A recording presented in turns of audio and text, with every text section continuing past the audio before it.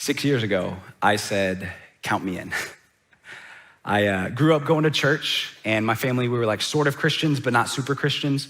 We went to church because we were supposed to, but not because we wanted to, which eventually led me to a place where I stopped going to church and stopped believing in God altogether. And I remember getting invited back to church with my mom because I was living with her.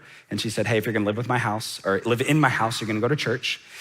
So I said, yes, ma'am, because you'll know this someday, but church is cheaper than rent, so choose church, it's way better. And what's funny is as I was going to church, again, it was literally just to get my mom off my back. But I started to meet these people who, they had something that I didn't. They had hope. They had something that I wanted. They had joy. They had something that I knew I needed. They had peace. What I realized is that when I looked at what was different between them and me, the difference is that they were following Jesus.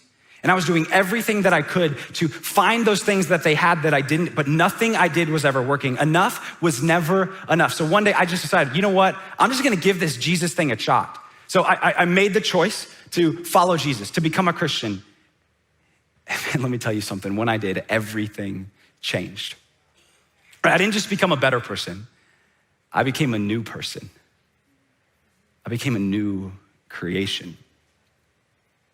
The things that had defined me for so long, the sin, the shame, the regret of my past, it didn't define me anymore.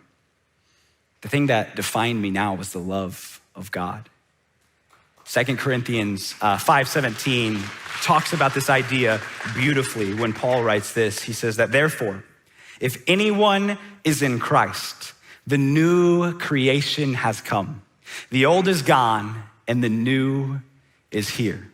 Jesus made me new. And he can do the same for you because you are not who others say you are. You are who God says you are. And he's inviting you to be made new. Jesus is inviting you to follow him.